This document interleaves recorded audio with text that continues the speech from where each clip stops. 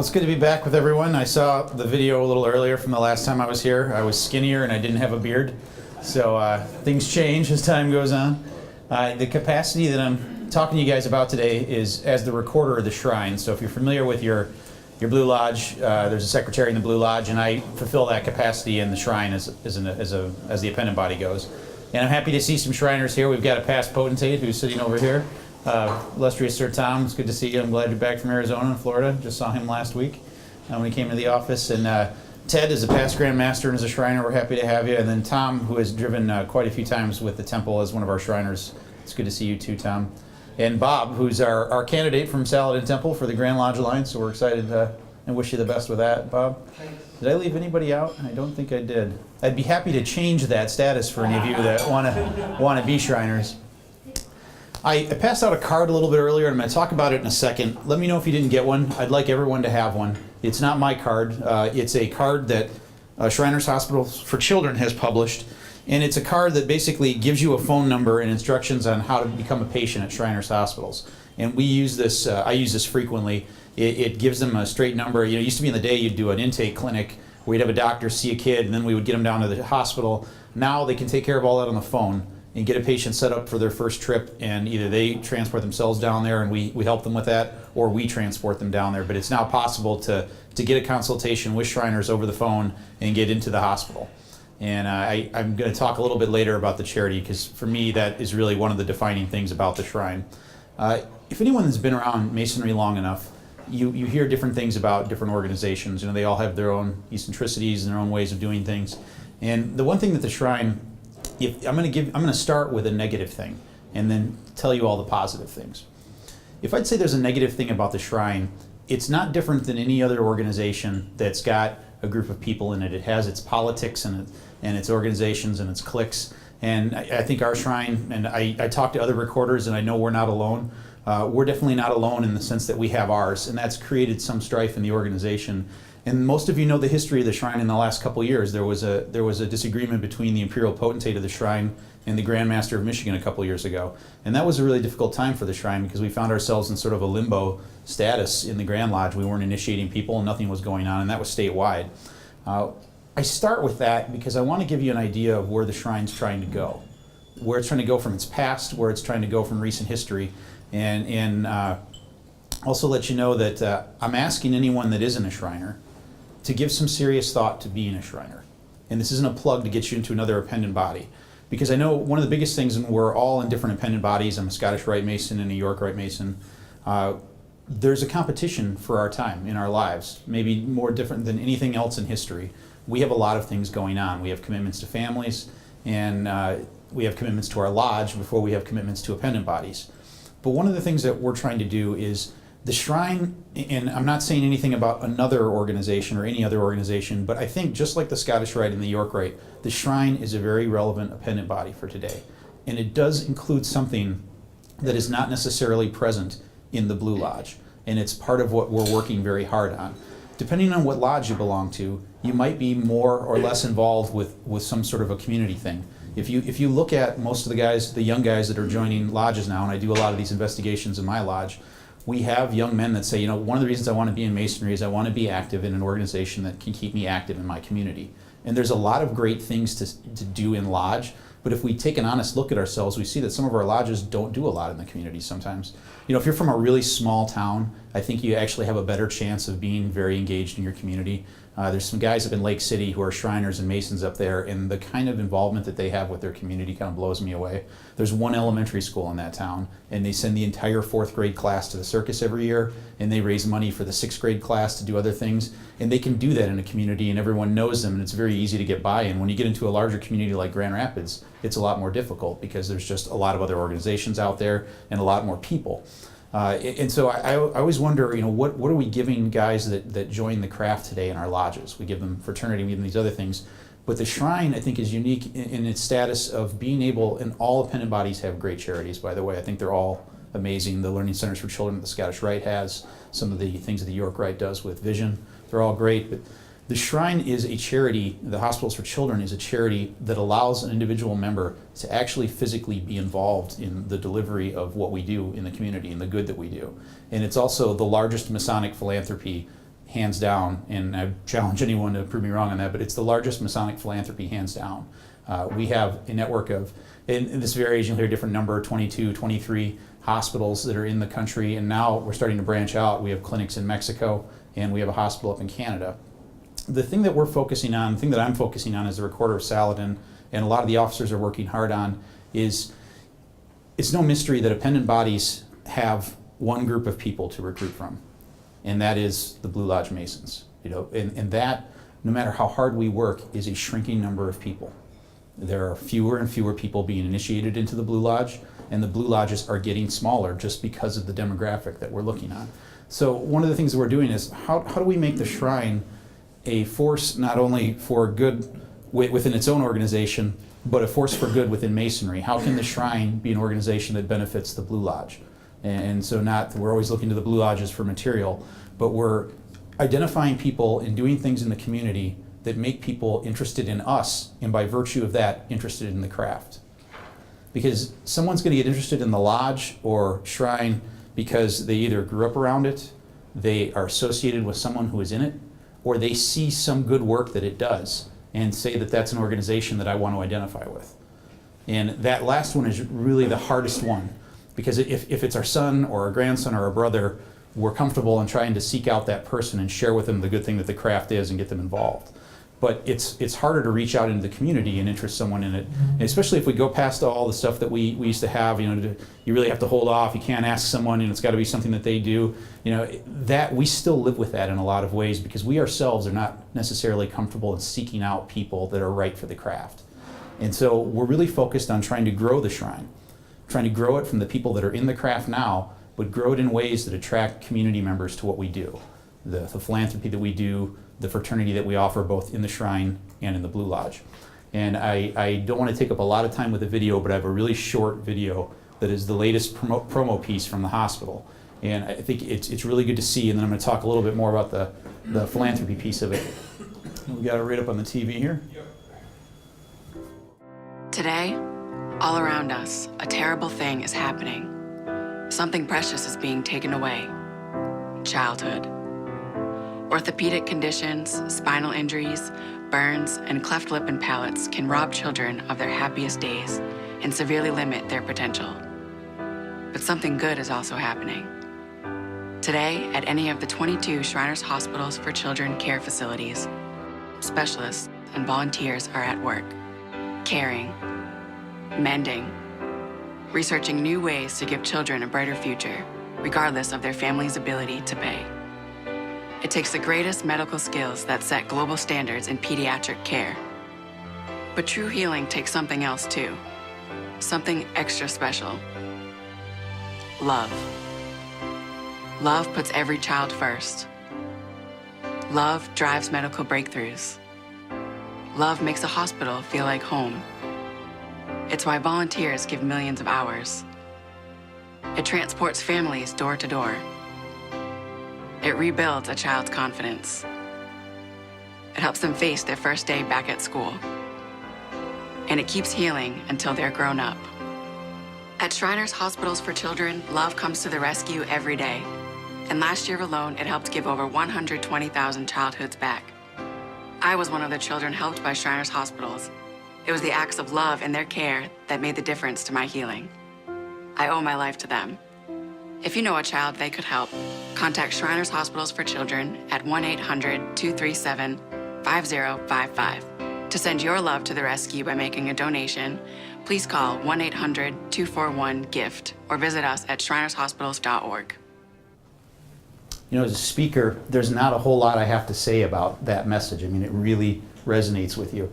And it's not like smokescreen or just flash. If you have an opportunity to get to a hospital, whether you're a Shriner or not, you have to do it once, because it is so impressive to think that Masonry makes that possible, and the membership in the Shrine makes that possible. And we have some patient ambassadors that I've had a chance to meet. There are generally they're children between the ages of like 10 and 14 that get selected, and they don't start out maybe as the best speakers in the world, but they go around and they meet with Shriners, and I mean they'll bring a tear to your eye, because they're impressive children who have had challenges in their lives, And you, through your membership or through taking the time to transport a child, or just doing things to make the shrine a positive thing and be portrayed positively, have a role in helping their lives in doing that. And the reason that I handed out those cards is I'd love to be able to say, and I know who all the non-Shriners are in the room, I'd love to be able to say to each one of you, you should join the Shrine. But what I would really ask of everyone here, if you could do one thing for Saladin Shriners, it's take that card, keep an eye out, and think about every time you run into a child that has any sort of orthopedic issue, any sort of burn issue, cleft palate, where the palate hasn't completely closed up on the lip, and those are in varying degrees. Anytime you have even a passing chance to speak to someone you think has a child like that, you encounter them in the grocery store or whatever, give them that card and let them know that there is a place that they can get help. And it's an impressive thing to do if you set that person on a course to really what is going to be a different life for them. It kills me that there are people in the world that have, especially in the reach of the Shrine, that have maladies that we treat that go untreated because there's no reason to. We have hospitals that are literally, and I just got back on Tuesday from a meeting at the Chicago Hospital where we talk about the status of the hospital. We have hospitals that are under capacity. Even though we've switched to something called revenue cycle, which is different than what we used to be, where what that is, it's a fancy term for billing insurance if insurance is available. And it was just in the 80s and in the 90s, there were some real tough financial times everyone knows from their investments, especially in the 2000s as well. What they did is the Shrine does not bill a patient per se. So what they do is we fund things ourselves, we bill Medicare and Medicaid, and if a family has insurance, we bill insurance. We do not bill the family for an unpaid bill or anything like that. So that's what revenue cycle is. We added some of those other payers basically to maintain the financial status of the hospitals. But at the end of the day, we're under capacity for children. There are children out there that we could serve that we're not serving. And so my two biggest focuses as recorder, and I promise you I take a lot of criticism from different circles for this, is creating new Shriners, bringing people to our organization who are already in the craft, and trying to increase the number of patients we have at the hospitals. I have a personal goal of adding 100 patients from Saladin's jurisdiction. That hasn't been adopted by anybody but me, and I'm not even sure how to get there yet. But the idea, sometimes you set a goal because we don't really do anything now. It's amazing the patients that we have, we just have sort of gotten. Most of our referrals are coming from other patients right now, which says something about what you do for people. But we don't do clinics anymore. There's a lot of things that we used to do. Some things that we used to do that won't work. Some things that we used to do might work. And then some things we haven't thought of yet. Like I'm having lunch later this week with the president of the firefighters union here in town because I want to do some stuff with firefighters about burn awareness. And we're working with, there's a certain type of social worker that is involved in fires when anyone has been injured. So it's someone that the fire department will try to bring on site pretty quickly to help a family when there's a burn injury. So we're trying to reach out to people that are doing things in areas that might affect our patient population. But we need more people to do that. And each one of you, regardless of your Shrine membership, can be one of those people for us. Anytime you see something or see a child, I have a recent Shriner who's a school teacher who's identified 3 patients out of his school since he became a Shriner a year ago. And literally one of them was walking with such a terrible gait because his leg was so twisted. And he called me up and he's like, hey, is there anything that we can do for this guy? And I said, absolutely there is. I mean, without even knowing much about it, if there's some orthopedic malady that he's got, talk to his parents and get the care for him that we might be able to get for him.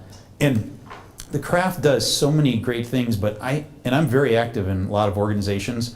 I'm not sure I found one yet that gives me the opportunity to have consistently that direct of an involvement in being able to change lives. And that's what's always impressed me about it. And so those are the 2 things I focus on, trying to create new Shriners, whether they are Masons already, or we're starting to do things now of just getting our organization and attention for our organization out there, because there are guys who would make excellent Masons. And if it's awareness of the Shrine that happens to bring them to the craft, I'm completely okay with that, because it's all the craft at the end of the day. And so we're focused a lot on that. And it's funny because the Shrine is in a transition, and since this is going out on the internet, my words are going to be parsed left and right by certain people. We are in a transition, just like Masonry is. And I will say the word trouble, for all the trouble that our own temple has had in the last couple years, be it political, financial, whatever, there are some really good things happening. I serve on a line right now with 2 officers who are at the bottom of the shrine line who are the same age, and they're both 33 or 34 right now. And you can say what you want about one thing that you think is happening or is not happening, but it's a very encouraging thing to me when I see guys who are active, young active Masons taking a role of responsibility in the leadership of the shrine. Because I think that in the end, that can only bode well for the future, because it's a cycle.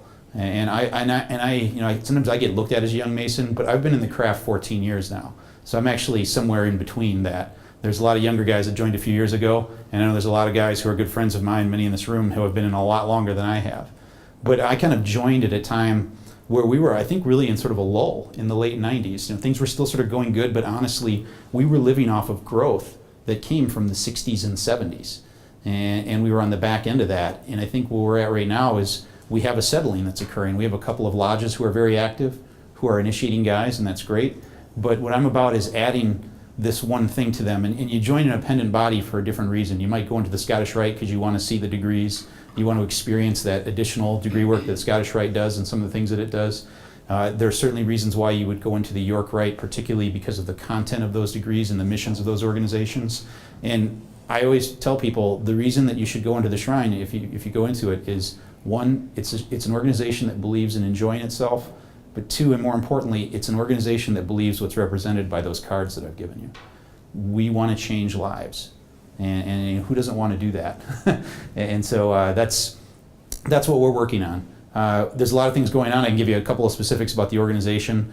We've been studying intensely our future in our current building and where we go with that. And I can tell you there's a whole can of worms in that discussion. And it goes back many, many years, some of the disagreements that are out there. But I think as long as everyone is a brother about it, it can all be worked out in the end. The thing that I don't want to have happen is discussions like that, and they could be different in what organization you're in. There might be some other issue that is really polarizing your organization. As long as that doesn't get in the way of our philanthropy and the creation of new Shriners, it's just part of the discussion at that point. And we can all agree or disagree on one particular issue. But I am really, and I promise you all, pushing forward on those 2 things, increasing Shriners and increasing patients. And I think they go hand in hand too. And there's a lot of good stuff happening. There's a new club that's based here in Grand Rapids that is made up of Shriners who were largely created in the last year. And there's some criticisms about that too. People are uneasy about a brand new club and why is it not doing this or doing that. And I've always been sort of like, boy, the last thing you're going to hear me really complain about is a bunch of new guys who are active in the organization in some way. Growth is not something I'm going to complain about, but it's something that it's something that we have to continue to add on to. Because just adding, I think we added 15 or 20 guys into that club in the last year, that's really not enough. In my mind, my personal goal for our spring ceremonial, which is our next chance to join, is 25 new Shriners. That's what my goal is 25 guys. Anything else that comes in from other clubs and everything is great, but I want 25 new guys initiated in the spring. And if we do that consistently, if you talk about an organization where 70 or 80 people show up to a meeting, if you add 50 people who are active in a year, that is a seed change as far as the direction of that organization, in whether it's positive or negative. And that's what we're trying to do. I'll give you 1 or 2 tidbits about the hospitals and where they're going. The hospitals are actively looking at treating wounded warriors. It's been an issue that they've been working on for a few years. They actually started this, they were looking at soldiers coming out of Iraq, 04, that era, in Afghanistan, same time with terrible traumatic burn and orthopedic injuries, lost limbs, terrible burns. And the Shriners Hospitals actually offered it up to the Department of Defense. Hey, we have some of the best facilities in the world for treating this. You might have a guy, and this is to say nothing that's in private practice, but you might have a guy that does 10 procedures like this in a year. We have guys that do them 50 times, 60 times more. We have people who are experts, regardless of whether you're a young child or not. There's some commonalities there. And so they worked pretty hard, and for a couple of years, I wouldn't say they were rebuffed, but it didn't really go anywhere. They've sort of gotten in with the active duty crowd at the Department of Defense now, and they've really found that the active duty soldiers have very good care already through the hospitals that are available to them. But there is a veteran population out there, people who have exited active service, who receive care from the VA, but there might be more that could be done for them. And what our hospital system is actively working on now is actually treating those guys using our resources, providing them with prosthetics, providing them with burn treatment. Another big growth area for us right now is they opened a clinic in Tijuana, Mexico, mainly because they were treating a lot of Mexican patients in Los Angeles. And if you could think about it in this day and age, how difficult it is to transport people from Mexico to LA for a doctor's appointment, very long trip, the border crossing, all that stuff. So they've opened up a clinic down there, and it's been tremendously successful. It's certainly, of all our hospitals and clinics, it's not one that is short on patients. And it's really changed treatments. And they still do major treatments at our Shrine hospitals that are close to the border. Galveston still has a lot of work that's done, and LA still does work, but a lot of this follow-up work doesn't require surgery is going on in Mexico now. We're also looking at opening up a clinic in Puerto Rico. The Philadelphia hospital has been going down there and doing clinics for a while, and they've started to align with a children's hospital down there. And we also have a new Shrine temple down there, so that's a jurisdiction for the Shrine. And we're looking at doing treatment through one of these clinics down there similar to Mexico. And that sort of leaves them asking, what's the future? We still have a lot of facilities that are the wrong kinds of facilities for what we do. We have a lot of inpatient hospitals that were built at a time when a patient might be in the hospital for weeks at a time, and most of our procedure is outpatient or short stay treatment now. So if you have a hospital that has all this inpatient capacity but doesn't have a lot of patients staying in it, it gets a lot more expensive to treat those patients because you're not really utilizing it. So the Shrine is actually rebuilding facilities, knocking down hospitals or selling them, and building hospitals that are much smaller that can serve the same patient volume at a lower cost without affecting care. The other thing they're doing is they're building hospitals now. When they build a hospital, they're aligning them very close with a research institution, so near a medical school or a major hospital area, and they're relying on those hospitals through strategic partnerships to do things that we might not maintain. For instance, an MRI machine is a very expensive machine. If you've ever had one, you know they almost run them around the clock. You can have weird appointments for them and everything. The reason they do that is they're very expensive to have. And so they're aligning themselves with hospitals now where we can push that service out, send a patient out to the neighboring hospital, get that service, and then return them to our area for treatment. Probably the biggest thing that we're working on locally, which it's taken a while, but it's in process, is we are working on a strategic relationship with a local hospital here in Grand Rapids to provide Shriners care. So patients might still go to Cincinnati or Chicago for their surgeries, but 10, 20, 30-minute checkups looking at wounds, seeing how they're progressing, that might be possible to do that all here in Grand Rapids. So we would have an affiliation with a local hospital that is affiliated with the Shriners Network. Our physicians work with their physicians, and we do a lot of this care locally, which would also, when I was talking earlier about our philanthropy and trying to use it as a tool to attract people to Masonry, or at least make them aware of Masonry, a local presence like that, and to have an institution that we're affiliated with locally would go a long ways in making that a bigger part of what we do and bringing attention to us, and good attention. I mean, we're not out there doing stuff because we want people to pat us on the back. We're out there doing stuff because it's the right thing to do as a Mason, but it's just another way that we can bring people to the craft. So that's, I'm pretty excited about that. We've been working on that for about a year. And you can imagine, I was talking about politics locally in the organization, you can imagine what they're like nationally. And we got in there in front of Detroit and a couple of other organizations, so we were one of the first hospitals in Michigan to get a look, or a temple, to get a look at things like that. And that's been sort of caught up, not with the temples here, but with some of the folks in different spots. It's been interesting, but as long as we keep care of children in the front of it, I think it'll all work out the way we want it to. But I jumped around a little bit there. I'm open to questions or things like that about Saladin or about what the Shrine's trying to do locally. I'd be happy to talk to anyone that, after that speech, just moved to want to be a Shriner. There are men in this room that could help you make that possible. And I'm really not kidding. If you can do one thing for us, keep that card and keep on a lookout for it. It might be somebody you know. You might know a family from your church. You might be standing next to a family in a store. And I know that we all have within us a different level of willingness to engage people. You know, some people are just not comfortable talking to someone they don't know. But I would challenge you guys as Masons, if you do have a little bit of that in you, but you happen to be at Myers or you happen to be somewhere and you see a child that has a thing like that, has an issue that we might be able to help, I ask that you put that behind you for a second and bring it up to their parents, or and see if there's something that you might be able to do. You wouldn't believe, we have some guys that are not afraid to do that, and you wouldn't believe the patience that we get from that. Because any of the momentary embarrassment that you might have discussing that with someone about their child, I'm sure you could overcome if you're able to do something positive in that child's life. And so that's why I challenge you, if you happen to be out there, don't be afraid to do that, because you could change their life by doing it. So take that opportunity. That's all I got. That's my, not my stump speech, but I'm out here. Yes, Tom.